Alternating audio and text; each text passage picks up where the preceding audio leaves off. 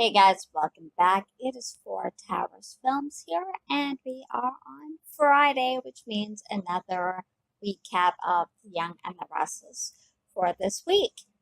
Remember, our Friday is a day before your Monday, so that will be spoilers for you. This week, we had a little bit more movement in the Adam story. He is still in hospital at the beginning of the week, with numerous people coming to visit him. We have Victor, who comes and realizes that, and Adam admits that he has his memory back and that he remembers everything. Missed his mom, and they talk about the past and the relationship, that kind of thing. And Adam says there's some things that he wishes he could forget, basically, about things he's done and things like that. And Victor tells him that he plans to find who did this.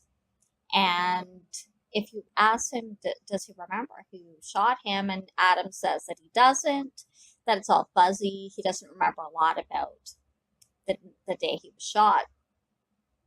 So Victor tells him, buck up, you're a Newman, you're a fighter, and he needs you to get strong and healthy and get out of the hospital as soon as possible.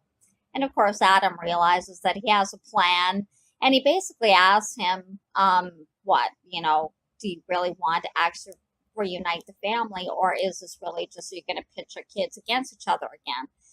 Victor, of course, doesn't answer that, and he just says, I'm always about family, and typical Victor, and doesn't really answer. He's got a plan, and Adam knows it too, but he's not going to admit that to him. So Sharon actually comes to visit him, and he thanks her for finding him, and she asks if he's okay, and he tells her that he remembers everything, and they talk a little bit about their past, and Adam says, he's surprised that she ever really forgave him for what he had done to her. And she said, they worked through that a long time ago, and she's moved on, and really so should he, basically. And Adam says, well, for him, with the memories all coming back, it's basically brand new again to him. So hopefully they can work through it a second time, basically. So Paul shows up while Sharon's talking to Adam and wants to speak to him. And Adam requests Sharon get him his cell phone at the ranch. So she goes and gets a cell phone. And Paul sits down and questions him about the shooting and who he thinks it could be. And Adam says he thinks it was probably somebody from Nevada that, he might have won a lot of money from and who has a grudge for him. Paul's a bit skeptical of that because he might think maybe it's a member of the family or somebody else who has more of a grudge than, say, losing at a poker game. And so they do a little bit of talking, and then he leaves. Sharon comes back with his cell phone, and as the story moves on, Nate is going to release him because he's better. And he tells Victor that he's going to be released and tells Adam. And Adam says to Nate that he's, going to get his own car and all. He doesn't want the family to do anything basically for him. So he's released. Or before he's released, he actually texts that unknown number and says to them that he remembers who shot him. He knows who shot him, but they need to close the investigation down, and they need to find a fall guy.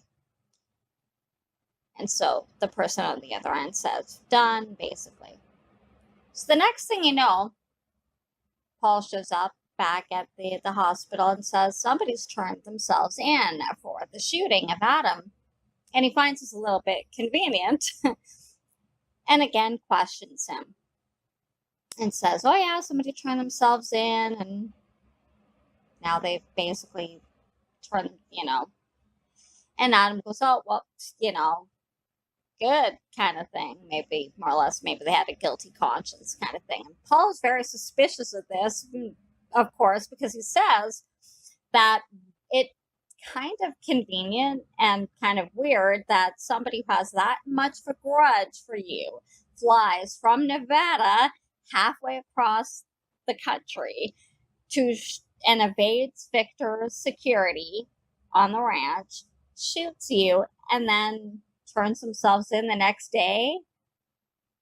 Doesn't really make sense. So Paul believes there's more to it than this, which of course there is, but at this point we're not sure what that is and who he's protecting and what is this investigation that apparently is ongoing. So Adam is released and he heads back to the ranch, and the rug is still there that has the bloodstains on it. And he looks at it a few times. He text messages that unknown number again, saying that he's not coming back to Vegas, and this is goodbye, basically. So, and he breaks the phone, and he buys a new one. Don't know if it's another burner phone or it's like an actual permanent phone. While he was in the hospital, he's talking to Victoria, and she's basically curious, everybody wonders what his plans are. Everybody's talking to is wondering what his plans are. Sharon asks him that, Victoria asks him that, Victor does, everybody does. Even Nick did when he saw him before he was shot. And of course, still being elusive about it.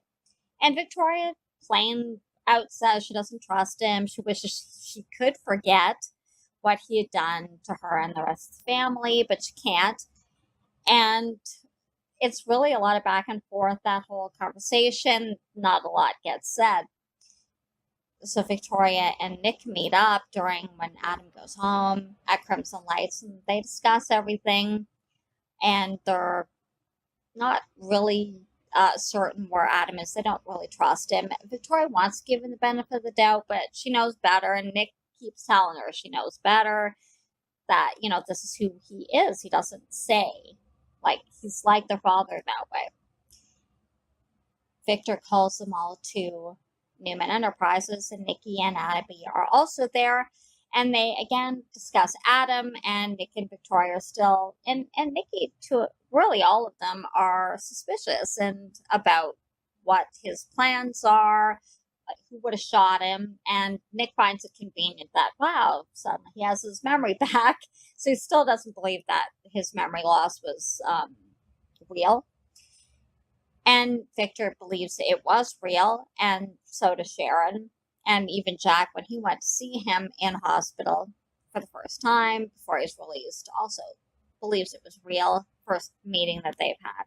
And they have a good conversation as well. And basically it's just happy that he's alive. And Adam basically saying that he doesn't know what Victor's up to and why he wanted him back here. And pretty much the same kind of more or less same conversations had with everybody else. So the Newmans basically are just kind of arguing back and forth about Adam. Victor being adamant that he just wants his son back. He doesn't have an agenda. But Victoria's kind of getting the sense that he really wants to slip Adam into her role as COO. And Nick believes that. And basically tells her, that really she should come work at Dark Horse and forget this whole, back and forth and with Victor and Victor pitting him against, pitting them all against each other, and the fact that she keeps losing her position, even though she's really the only one that wants to work at Newman. Newman means as much to her as it does to Victor, and it doesn't to anybody else, really. It did in a way to Abby, but, being Abby's kind of on the bottom of the barrel, they basically don't fill her in on anything, really. And she gets upset by that, which of course she should. So once they all leave, Victor's of course upset and complaining to Nikki that all of his kids, they just don't understand and they're not willing to give Adam a chance. And Nikki, basically says, come on, look at Adam's history. I mean, they have reason to think this way and to be suspicious of him. Wouldn't you? So that is pretty much repeats of what has been going on since really Adam's reappearance. Sharon goes to see Adam at the house, and he has made an appointment to see Nick and Vicky at Dark Horse. And he's kind of dismissive of Sharon when she comes there, and he's basically saying, I don't have time for this. Leave me alone. Give me space. Everybody's asking me how I am, and blah, blah, want to know what I'm doing. It sounds like he is going to stay there for a while, but he's kind of non-committal about it. And we still don't know at this point what he's up to. So he more or less leaves Sharon there, and he heads to Dark Horse to see Nick and Victoria. And he says that, and they basically confront him about why he's there and does he really want the CEO position taken from Victoria. He says he doesn't care, he doesn't want that position, he doesn't want it. And he's happy to leave. But he wants 3 things. So he makes 3 demands.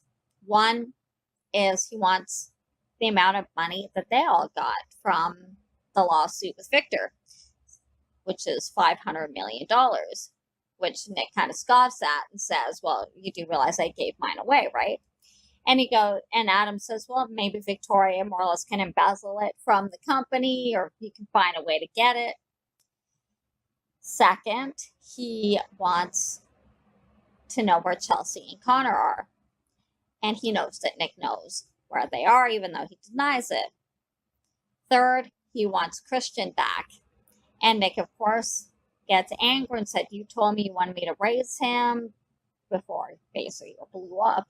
You and Sage, or Sage thought that he was mine and you didn't dispute. Actually, we know better. Sage did know that he was Adam's, and I believe that's a bit of a rewrite. And I think Nick knew that, from what I remember.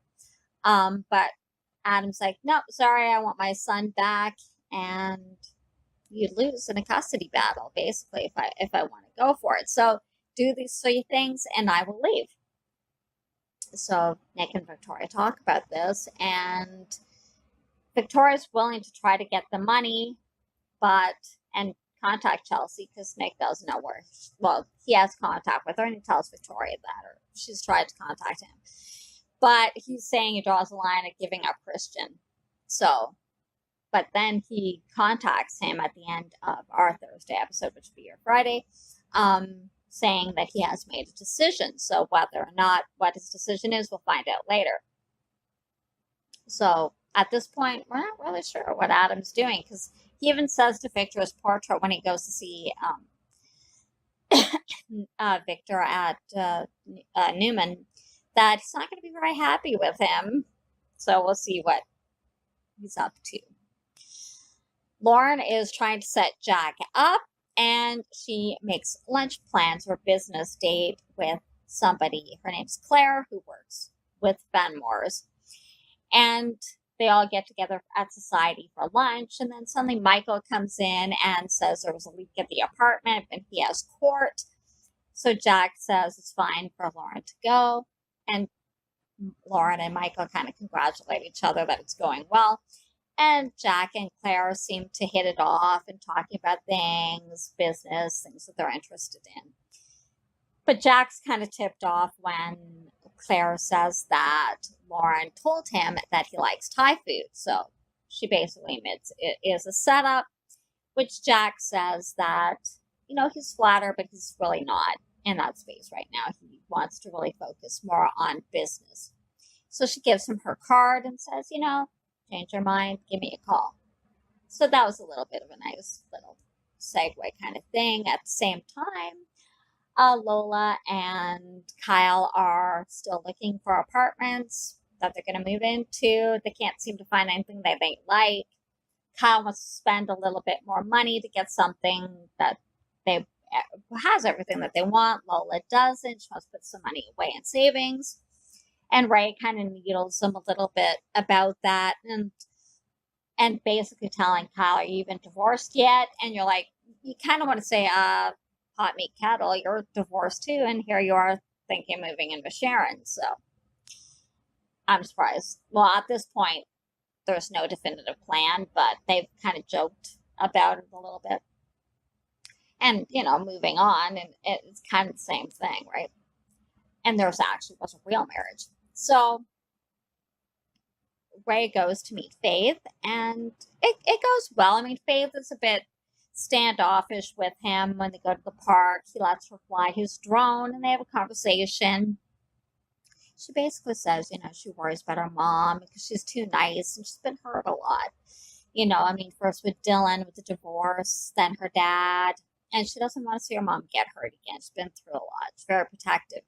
And Ray appreciates that. And he says, I don't want to hurt your mom. I'll try not to. And, but, let's make a deal. Let's just, you be honest and open, and we'll keep the lines of communication open with each other. And she agrees to that. And so they get along much better after that.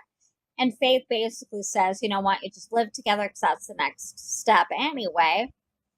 And so they kind of joke a little bit about it. And Sharon had told him, it's a little bit hard, like it's difficult kind of dealing with tweens.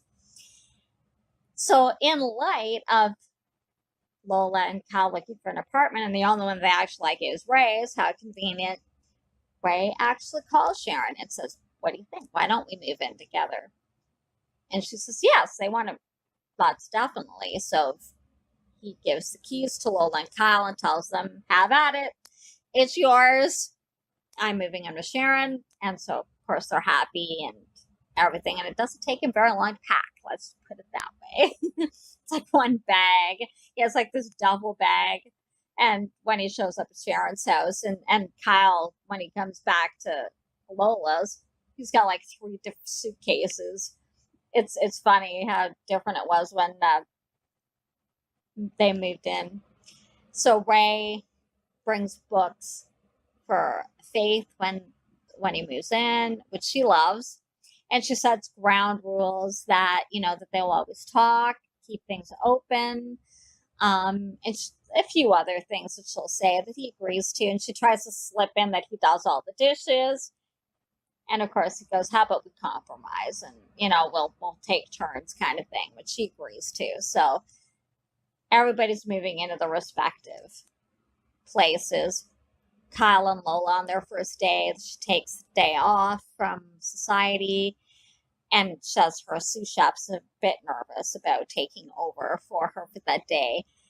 And she makes a dinner, but they start talking and they're making out on the couch. And all of a sudden, the smoke alarm goes off, and whatever she's cooking, looks like turkey or roast or something, is on fire. So this whole thing is smoke, and the fire alarm or smoke alarm's going off, and Kyle doesn't know how to turn it off. And so she's kind of making fun of him for that until finally takes a broomstick. She tells him to and knocks it off, and so they find it funny. And she's a little bit upset that she ruined their first meal together. And he's like, it doesn't matter, we'll order in. So it's a cute little kind of filler, but cute little scene. Jack, when he's visiting Adam at the hospital, gets a call from Tracy. Dina is not doing well. Tracy was at home, and Dina came in and doesn't know where she is. She's lost all recollection of who she is and where she is. She doesn't recognize her home, and she didn't know where the bathroom was, so she's very upset. Tracy tries to comfort her, but Dina swats her away, doesn't want to, and she's just in hysterics. So Tracy calls Jack to come home, which he does, and finds her curled up on the couch, and he talks to her, and she says she doesn't remember. It's not her home. She doesn't recognize it. She doesn't know who he is, doesn't know who anybody is. And Jack comforts her and says, we're family. It's okay, you're safe here. He's able to get Dina back to bed and to sleep and relaxed. And him and Tracy have a long discussion about that it might be time to put her in a facility because she's just going to become more aggressive. She could become aggressive. It could be dangerous for her there, and at least in a facility, a memory care facility. She has 24/7 care. Nurses and her doctors are there.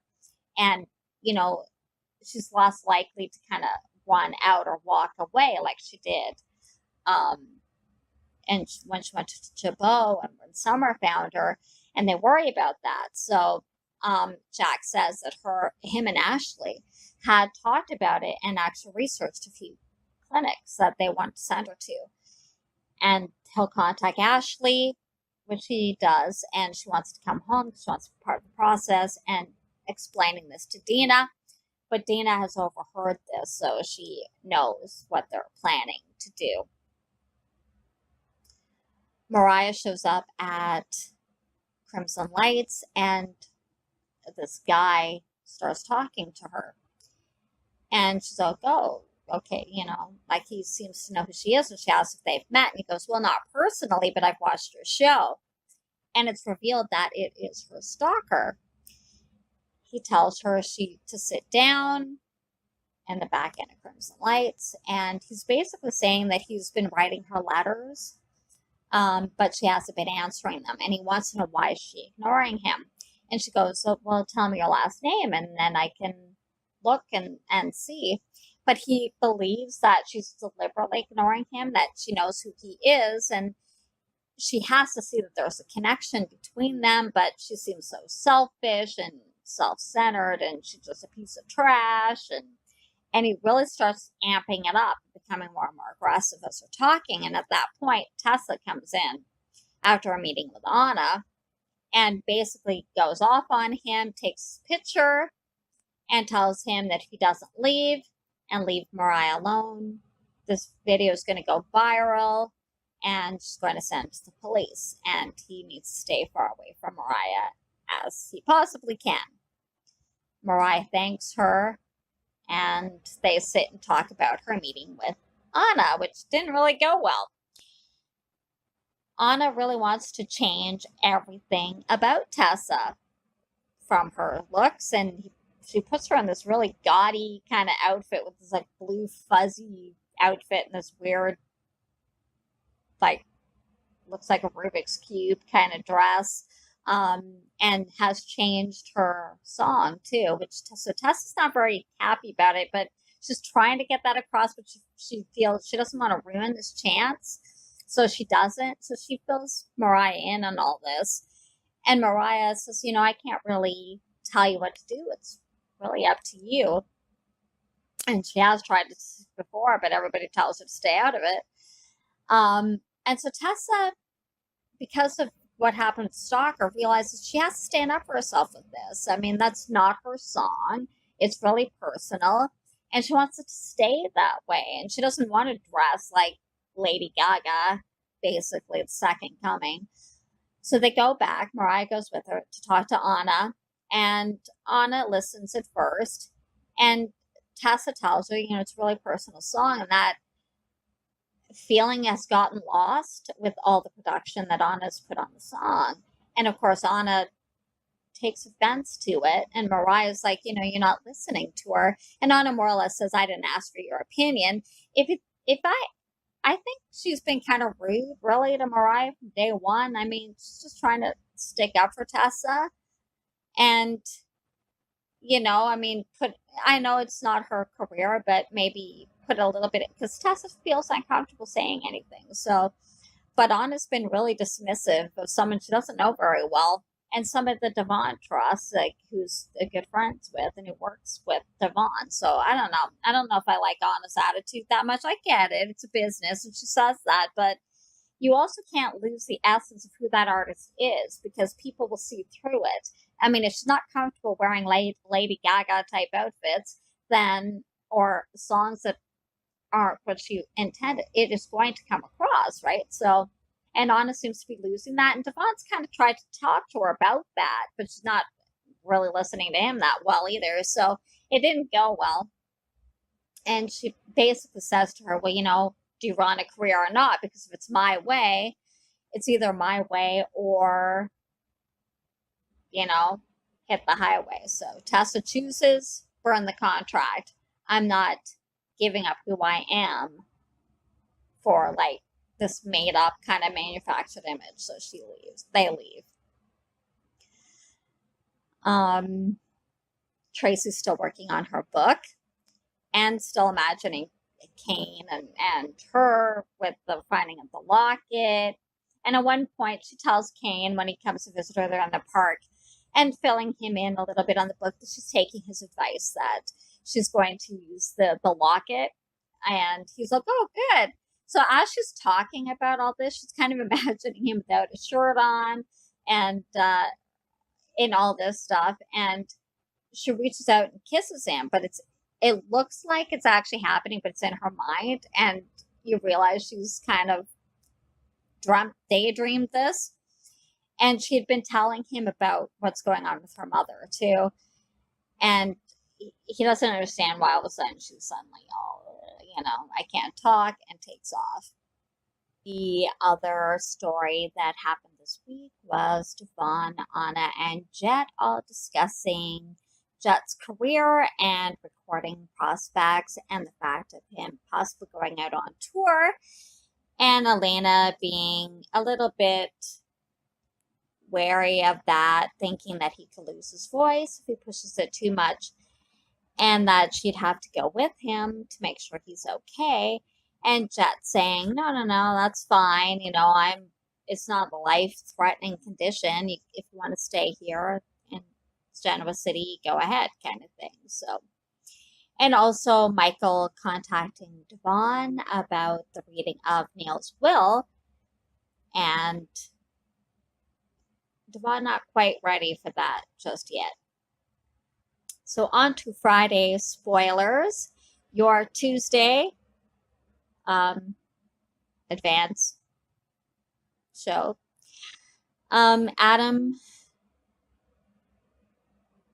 Nick shows up at the tack house and basically tells him that no deal, he is not going to give Christian up to him, not going to help him find Chelsea, and of course Victoria's not going to embezzle money for him. And Adam's like, oh, really doesn't believe that Nick doesn't know where Chelsea is, but he said, she took off and didn't leave any messages, just left a note and her engagement ring. And Adam said, oh, that must have been hard after everything that you shared. But Nick isn't raising to the bait. They bicker back and forth. And Adam basically says, well, you're not going to get rid of me, basically, if you don't help me. And Nick says, is that a threat? And basically, Nick leaves after their discussion with not much really resolved. Victoria goes to see Victor, who had just finished a meeting with Nate, who comes in and tells him that the diagnosis is grim. Is Victor ill, perhaps, or is this a diagnosis for somebody else? It's not quite made clear, and that Victor wonders what the options are. And Nate says, we'll go over them and we will fight this. And Victor says, yes, we will fight this. So, interesting. Are they going to go the route that Victor is ill or something? Not sure at this point. We will have to find out. So Victoria comes in and tells Victor, asks Victor plain flat out if he is planning to replace her as CEO with Adam, and he doesn't really answer her. He basically says that he wants to reunite the family. So she realizes, yes, he's definitely going to replace her with Adam. And, his normal line that she has strengths and Adam has strengths and that they can complement each other. So Victoria gets pretty upset by that and goes off on him and saying that I'm the only one who cares about Newman, and it's in my blood like it's in your blood, and informs Victor of Adam wanting to get as far away from Victor as possible and what his demands were. And Adam has overheard this, and so he comes into the office and Victor wants to speak to him privately, so Victoria leaves. And Victor confronts him on it, and Adam basically says that he just did it to see how far Nick and Victoria would go to get rid of him. And I guess he didn't really expect he knew he wouldn't get the money, and Adam or Nick isn't going to give up custody of Christian, but he still wants to find Chelsea. So Victor says that he did look for her, but the trail has gone cold after about 3 years, but that they will still work on it and that he'll help him. And Adam basically says that he's all his if he helps him get Chelsea back. Victoria talks with Billy and at Crimson Lights and tells him that Adam not only told them that the shooter's in custody, but basically the demands that he's asking for, and Billy's not surprised. And he tells Victoria that Adam coming back has brought up a lot of old memories and that he'd gone to see Delia at the grave and was talking to her, but he's not going to let Adam rule his life, and he's going to be able to kind of keep that in check and move on. But they discuss what they should do about it, and more or less that they shouldn't trust Adam, that there's more to this than meets the eye. After Victoria had left Newman Enterprises, she goes to see Nick and tells him of what she had told Victor, and that he pretty much didn't really bat an eye. And he had admitted that he wanted Adam back in the company and was going to give him Victoria's job.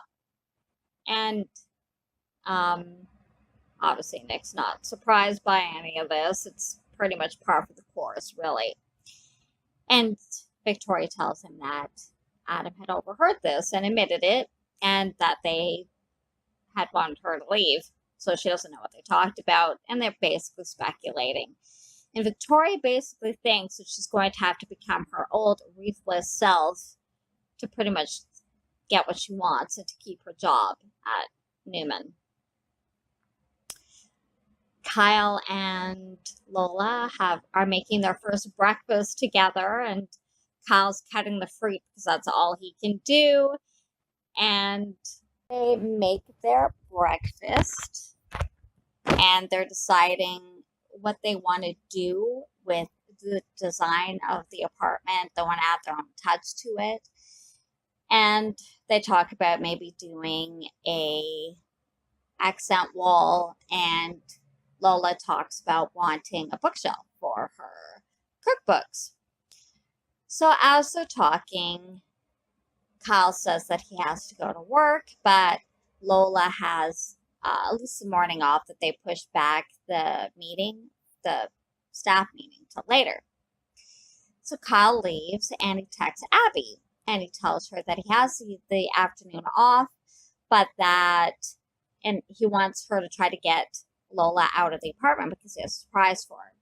Abby agrees to do that. And Abby shows up and says to Lola, she brings her a present, a housewarming gift, and Lola likes it and tells her that she made breakfast for Kyle. And Abby says, well, and they talk a little bit about the whole Arturo situation and that she's moving on. And Lola teases her about Nate and the fact that he likes her, and Abby tells her that she asked him out on a date. Casual, but who knows, it might lead somewhere. And Abby suggests that they go shopping, and Lola agrees, and they head out. And Abby texts Kyle that it is safe to return to the apartment. Kyle comes back later, and he has bought a small bookshelf, and he's having a little bit of trouble putting it together. So when Lola comes back, it's in this weird kind of T shape and doesn't look anything like a bookshelf. And so Lola says, two minds are better than one. She loves him for trying to put it together. So she gets Ray's toolkit, and they put it together and her books on it by the kitchen, and end up making love after that. Prior to this, Abby was at Society and looking over the books or something, and Nate comes and says to her, hope that how she's feeling. She goes, oh, her finger's just fine, but he means what's going on with her family. And she says, she's dealing with it. And they make plans again and they talk more about it. And he jokes with her and they get along really well. It's a nice conversation that they have. And they reiterate that they're going to go out for dinner. And Nate says that he's looking forward to it. Jack fills Billy in on what happened with Dina at the house and that they're going to put her into a facility and that Ash is coming home. And Billy's sorry for that. And he knows it's a hard decision for them to make. And they talk about Jack getting back into the dating scene. And Jack tells Billy that Lauren did try to set him up with Claire, and he did get along with her, but she lives in Chicago. And he'd been burned by Carrie. And Billy tells him, you just got to get back out there, even if you take it slow. And that Chicago's not that far from Genoa City. They also, not argue, but have a disagreement about Adam. And Billy tells him about, he doesn't actually fill him in on what Victoria told him, but that he doesn't trust him and that it brought up old feelings. And they agree to disagree on the whole Adam situation. Well, that's it for this week of The Young and the Restless. I hope you enjoyed it. If you did, please give it a thumbs up and don't forget to subscribe. Hit the notification bell so you know when I upload. Have a great week and enjoy your Memorial Day holiday. Take care. See you next week. Bye-bye.